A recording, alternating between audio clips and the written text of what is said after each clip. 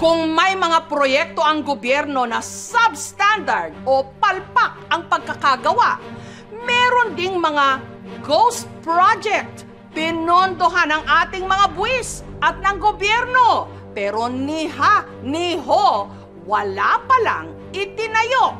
Imbestigahan po natin. Sa patuloy na pagdinig sa Senado sa mga di umano kinurakot na proyekto ng gobyerno, 491 projects. This is just for the flood control, Your Honor. mas marami pang mga anomalyang na isiwalat. Pati na ghost projects. Kabilang na ang idinulog sa NBI ng mayor mismo ng San Carlos City sa Negros Occidental, si Mayor Renato Gustilo. Ayon sa kanya, nagpadala raw sa kanya ng liham ang DPWH Central Office na nangungumusta ng 3 flood control projects sa San Carlos na nagkakahalaga raw ng 306.4 million pesos. Gayong wala raw siyang kaide-ideya na meron palang ganong mga proyekto sa kanyang kinasasakupan. Sa investigasyong isinagawa ng San Carlos City Local Government Unit, nalaman na ang mga kontraktor sa proyekto, ang Apo General Construction, EKC Construction, at Haben General and Engineering Services, pare-pareho raw na walang ginawang kahit na anong proyekto sa San Carlos. Sa makatuwid, ito'y mga ghost projects.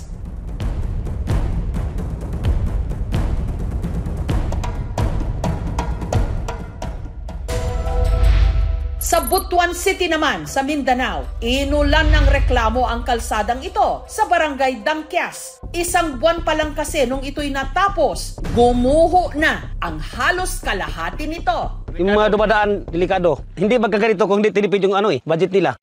Ang halaga ng proyekto, 6.8 million pesos. Na i-report na raw ito sa DPWH. Pati na ang kontraktor, ang ROIM, Builders and Construction Supply. Pero hindi pa raw nila masimulan ang pagsasaayos sa nasirang kalsada. Ang pondo kasi, ubos na.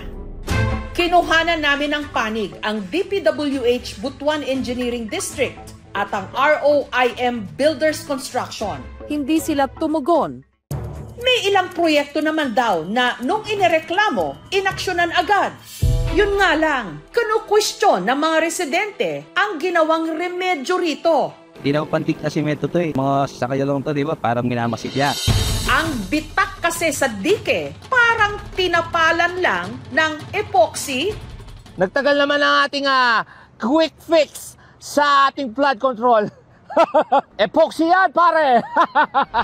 Ayon sa Pampanga 1st District Engineering Office, hindi raw nila proyekto ang dike, kundi ng Central Office ng DPWH. Sa tala ng Sumbong sa Pangulo website, may 668 flood control projects sa Bulacan at 27 sa mga ito matatagpuan sa bayan ng San Miguel. Sinubukan ng aming team na hanapin ang isa pang proyekto gamit ang coordinates daw nito na nakasaad sa mismong website ng Sumbong sa Pangulo. Pero ito ang lumabas sa aming paghahanap. Ang isang bahagi ng ilog, wala namang dike. Ang kontratista ng proyekto, ang Global Crete Builders Incorporated. Ilang click lang sa website, nalaman agad ng aming team na may 5 pa silang mga proyektong nakalista. Ang may-ari ng Global Crete Builders Incorporated, ang mayor ng bayan ng Candaba sa Pampanga, si Rene Maglanque. Para masiguro kung totoo ngang missing ang dike sa barangay, sinadya ito ng aming team. At gaya ng na-research namin online, wala ngang itinayong dike ang Global Crete Builders Incorporated sa lugar. Gayunman, ayon sa kapitan, may ibang flood control projects naman daw na ginawa sa kanilang barangay. Dito po sa barangay namin, 2 po ang flood control na ginawa. Pero hindi pa po ito sa likod. Ang unang dike nasa isang bahagi lang ng ilog, pero ang kontratista nito, hindi ang Global Crete Builders, Incorporated, kundi JMLD Construction at ang halaga nito, 95 million pesos. 300 meters yan. Lumalabas lang na 4 months na tinapos nila. Wala itong record sa Sumbong sa Pangulo website. Ang isa pang proyekto na itinuro ng mga residente, ang diking ito na binahari ng reklamo. Yung pinakamalakas na bagyo lang po halos hanggang dito po sa amin. Nagkaroon ng erosion, walang nilabasan yung tubig kasi walang nakadesign na RC pipes o bus culvert na lalabasan yung tubig. Wala rin itong record sa Sumbong sa Pangulo website. Pero ang gumawa raw nito, hindi pa rin ang Global Crete Builders Incorporated, kundi ang Edfrobon Construction Services Incorporated.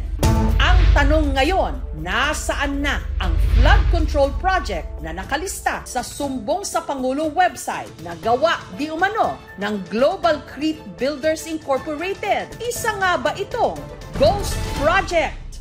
Ang Missing Dike, proyekto ni Bulacan 3rd District Representative Lorna Silverio. Sa aming pananaliksik, ayon sa lumang website ng Candaba LGU, si Congresswoman Silverio di umano family friend ni Candaba Mayor Maglanque na siya ring may-ari ng Global Crete Builders Incorporated na minsan na ring nadawit sa PDAF scandal taong 2014.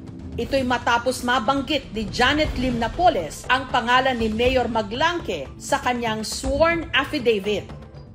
Hiningan namin siya ng pahayag tungkol sa nawawalang flood control project sa San Miguel, Bulacan. Ngunit hindi siya sumagot sa aming imbitasyon. Samantala, para maipaliwanag ang kulang at tingi-tinging flood control projects sa kahabaan ng ilog ng San Miguel, humarap sa aming team si Edgardo Pingol, District Engineer ng 3rd District ng Bulacan. 2023 nag-start yung project na yan. Yung coordinates na nakalagay doon ay during planning stage isinasubmit. Kaya ma'am, during implementation, nagkaroon po naman ng pagbabago sa location. Hindi naman normal yung patsi-patsi. Depende nga yun sa release ng pondo. Kaya nakakaiba-iba ang contractor niyan dahil binibid yan. Hindi excuse na inilipat. Dapat may feasibility study yan. Kung in-approve na yung proyekto at sinabing doon kailangan ilagay, papabayaan ito ng DPWH. Dahil nga na bago di umano ang lokasyon ng flood control project, pinuntahan ng aming team ang bagong lokasyon nito sa Labne, sa bayan pa rin ng San Miguel. At doon, may nadatnan silang istruktura. Yun nga lang, may ilang bahagi na wala ng semento. The project is already completed also. Kaya lang nagkaroon siya ng konting damage dahil yung flood water na nanggaling sa likod ay tinulak yung ating structure. Ginagawa niya ito dahil under pa siya ng warranty. Isa sa mga pinatawag sa Senado sa linggong ito at sinasabing kontraktor ng maraming government projects at may-ari ng St. Gerard Construction Corporation, si Sara Diskaya, na nito lang nakaraang eleksyon tumakbo sa pagka-mayor ng Pasig. It is common knowledge that you own 9 companies. Yes po. Hanggang ngayon, up to now, you own these 9 construction companies? Yes po.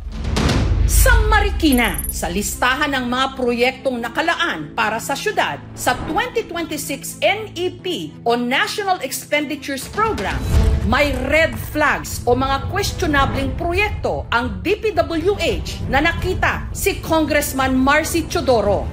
Hindi raw malinaw sa kanya kung paano plinano ang mga ito, lalo na ang napakalaking mga pondong nakalaan para sa mga ito. Mukhang ang mga proyekto na na-identify at tinatutupad ng DPWH ay walang kaukulang konsultasyon sa Regional Development Council, sa MMDA, at lalo na sa implementation.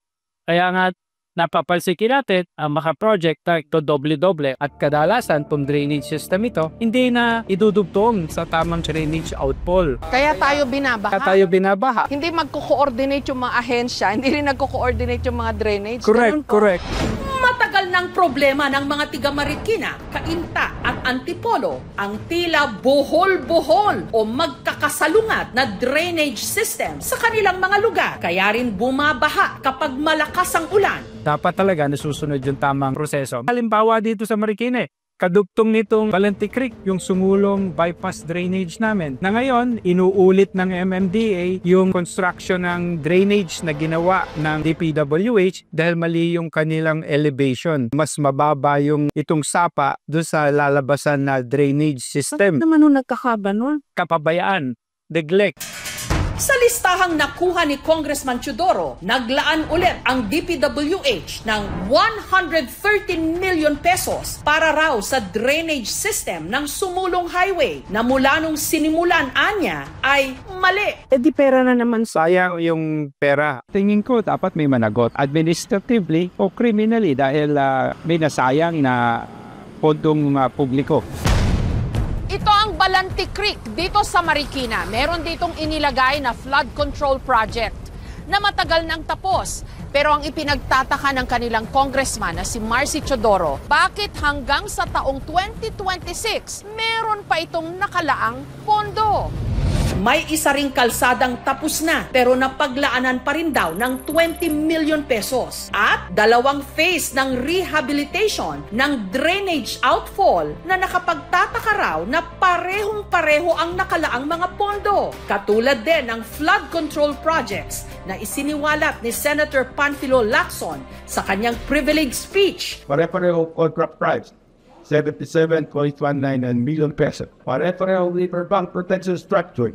Pare-parehong guni-guni. Pero it's still late ghost projects. Paano mo sasabihin na continuing project kung eksakto yung halaga? Eh di dapat kung meron talagang feasibility study, meron talaga na detailed engineering, may project cost na tama, eh hindi buong halaga yung makikita mo. Kaya red flag na. Ang kinakabahala ko lang dito, binabantayan natin mabuti yung mga insertion pagdating sa BICAM o doon sa manggagaling sa small committee. Dapat very transparent at may accountability. Systemic ang inefficiency. Walang proper data, walang proper planning. Mas bukas ka doon sa corrupt practices eh. How do you even make sense of that, Congressman?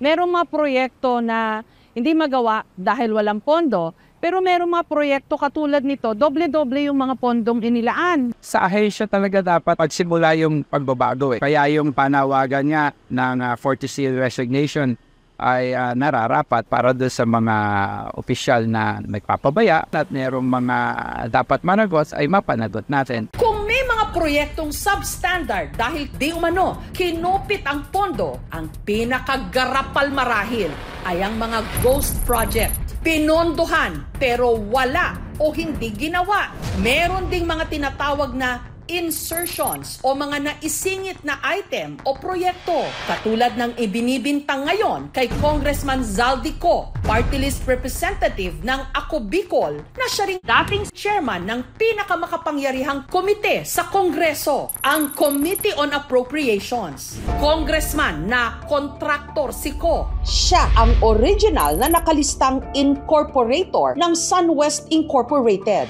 isa sa top 15 contractors sa listahan mismo ni Presidente Marcos.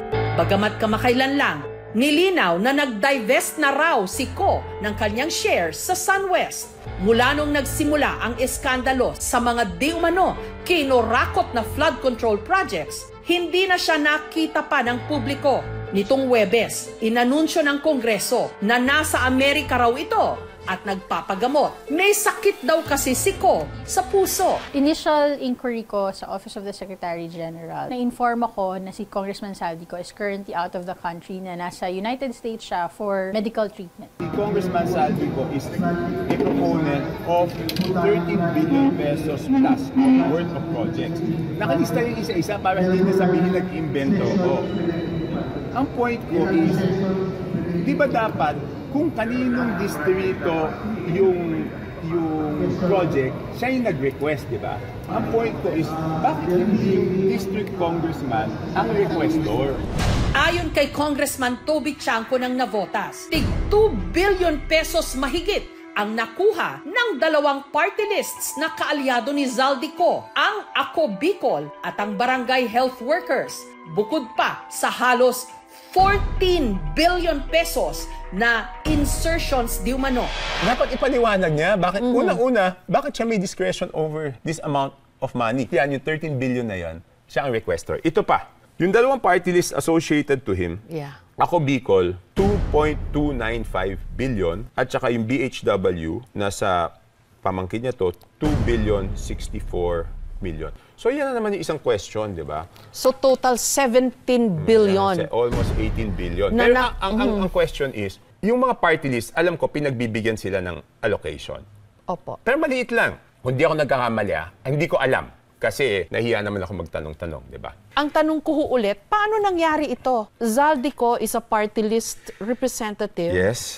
Who is the chairman of the Appropriations Committee in the House. And then gets to do this, sabi nyo. Paano ho nangyari yun? Hindi, siya dapat sumagot. Paano? Hindi, pero there's a House leadership, di ba? The House would probably have its own oversight committee. May tumitingin dapat ton. How was he able to do this? Paano niya ho nagawa ito? Kaya nga, Jessica, di ba, kung nagawa niya to, sinong maniniwala na kaya namin imbestigahan yung sarili namin? Sinong maniniwala? Tapos ayaw nilang ipatawag. Sinong maniniwala dun sa investigasyon na yun? Mr. Chairman, August 4 ako nagsabi, 2025 budget is the most corrupt budget. Hanggang ngayon, wala akong narinig na denial man lang sa previous chairman o sa previous members ng committee. Sa hearing ng Kongreso nung Martes, ipinanukala ni Congressman Edgar Erice at Congressman Isidro Ungab na ipatawag si Congressman Ko para magpaliwanag, pero may mga kumontra. Mr. Chairman, I am objecting on the motion. Hanggang nagkasagutan na rin sina Congresswoman Janet Garin at Congressman Chanco. Here is the USP.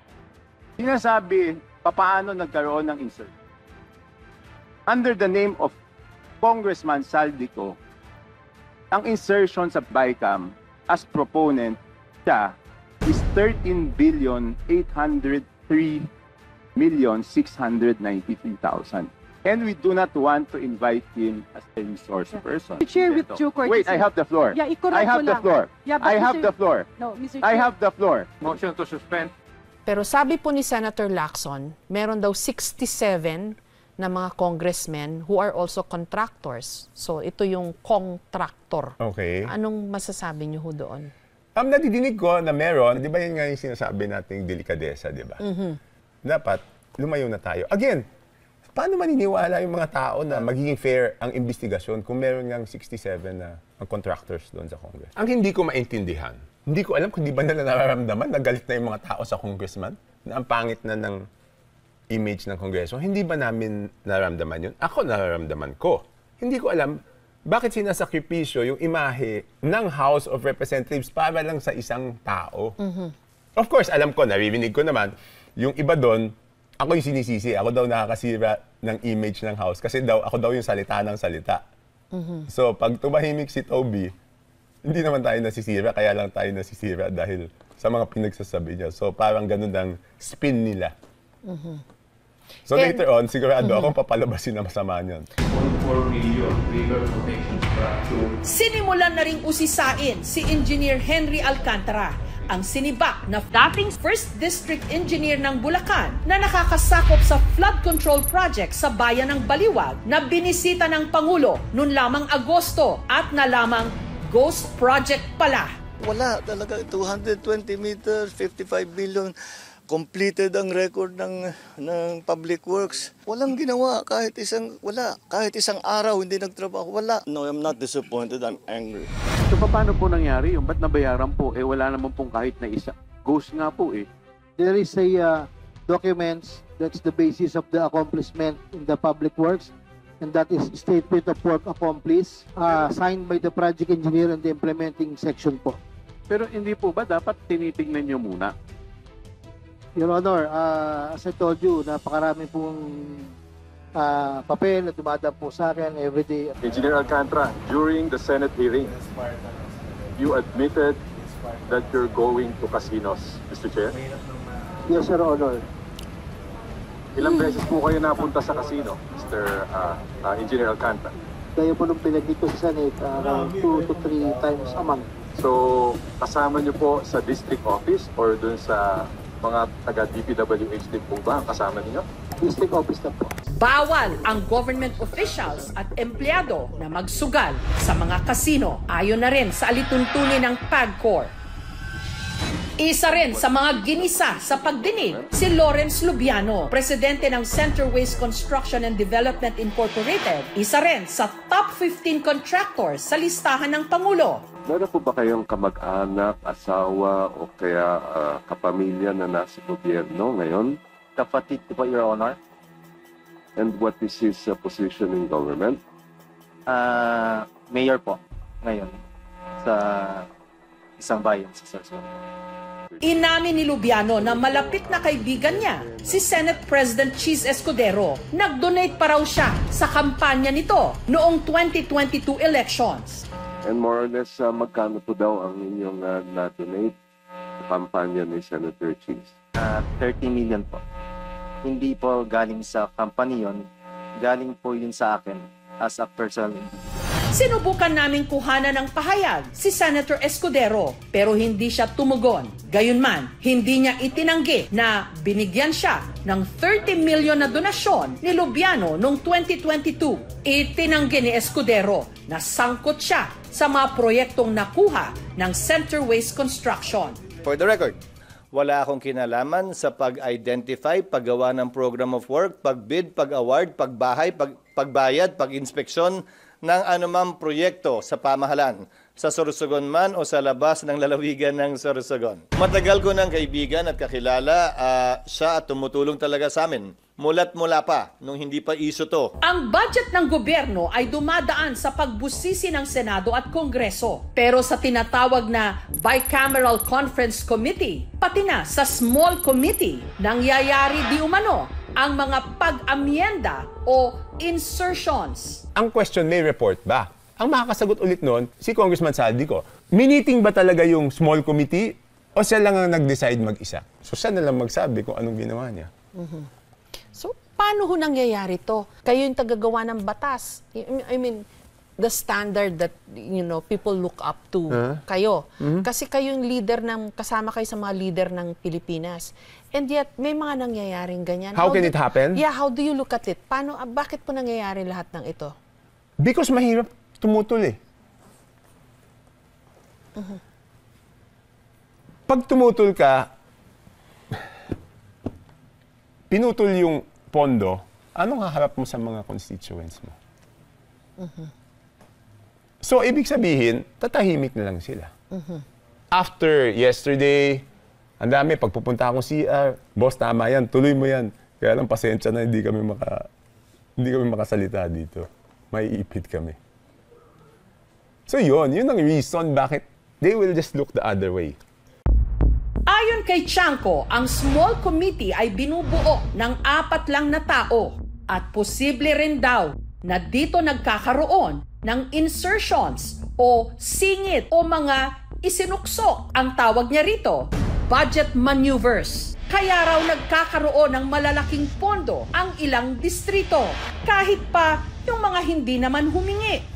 Sa pagkukwento pa ni Congressman Chanco, meron daw maliit na grupo o samahan sa Kongreso na siya talagang may control sa pondo at sa grupong ito di umano napabilang si Congressman Ko. Matatanda ang question din dati ni Chanco ang tinawag na 777 scheme na sa tingin niya ay parang PDAF o Priority Development Assistance Fund, uri ng pork barrel na matagal nang sinabi ng Supreme Court na illegal. Interview ako. Okay, nung after the SONA. Tinanong sa akin kung totoo ba na may 777 kapag sumama ka doon sa bagong Pilipinas Serbisyo Fair. Ni Speaker Romualdez. Yes. Okay. Sinabi ko, alam nga magsinungaling ako na wala, di ba? Meron naman talaga. Yung 777, hindi cash yun. Okay. Yun ay tupad na 7 million worth, AX or AKAP 7 million worth, at guarantee letter 7 million worth. Yun yung kinonfirm ko na meron talaga. Bakit may ganon? Siguro para madaming sumama doon sa bagong Pilipinas Serbisyo Fair. Isn't that patronage politics? It is. Yes, it is. Pero, I mean, congressman ka, sasama ka, mabibiyayaan yung mga distrito mo.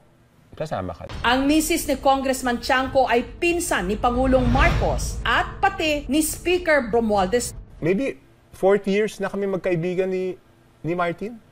Kaya hindi rin masaya to eh. Ano status nyo ngayon? Hindi na kami nag-uusap. Pero kailangan ko mamili between my friendship with him and the legacy of the President. So hindi rin madali eh, di ba? 2 araw ang nakalipas matapos ang interview ko kay Congressman Chanco. Nitong Biyernes, September 5, inakusahan siya ng kaalyado ni Congressman ko na si Party List Representative Alfredo Garbin Jr. na meron daw insertion si Chanco na 529 million pesos. Bakit si Congressman Chanco hindi niya imbestigahan yung kasarili niyang lugar na kung saan yung mga nababanggit ng ating presidente na involved mismo doon sa mga ghost project, doon mismo nagkukontrata din award bidders doon sa kanyang Nabotas district. Sinagot ni Chanco, si Garbin, wag daw nitong ilihis ang issue at hindi raw insertion ang hiningi niyang 529 million pesos na additional na pondo mula sa Bicameral Committee para sa kanyang distrito sa Navotas na bahain o flood prone. Ang nakapagtataka raw ay kung paanong nakapag-insert o nakapagsingit ang kaalyado ni Garbin na si Ko ng halos 14 billion pesos para sa iba't ibang mga distrito at tig 2 billion pesos mahigit sa 2 party list, ang Ako Bicol na kinabibilangan ni Ko at ni Garbin at ang barangay health workers na kinakatawan naman ng pamangkin ni Ko. Wala ako kahit isang graft case.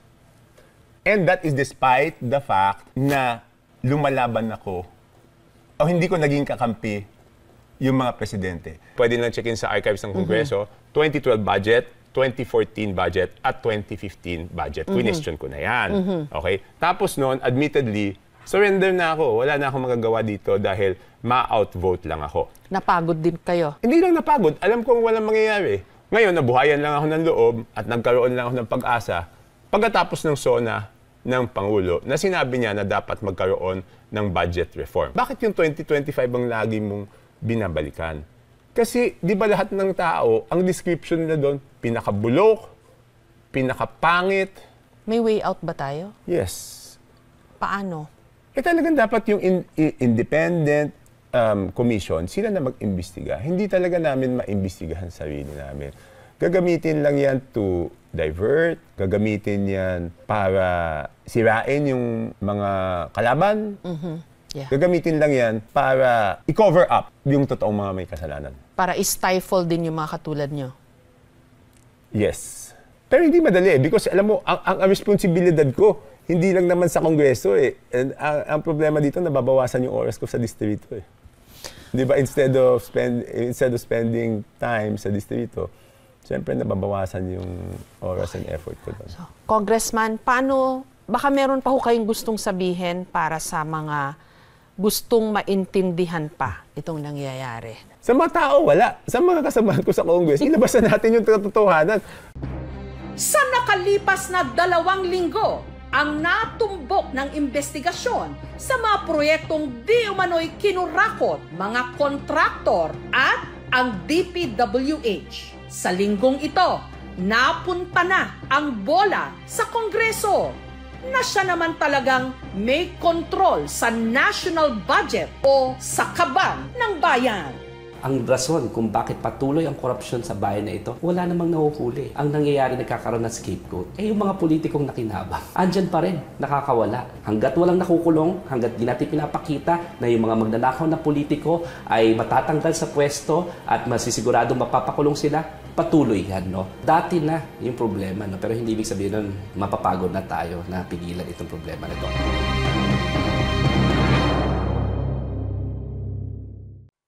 Thank you for watching, mga kapuso. Kung nagustuhan niyo po ang videong ito, subscribe na sa GMA Public Affairs YouTube channel.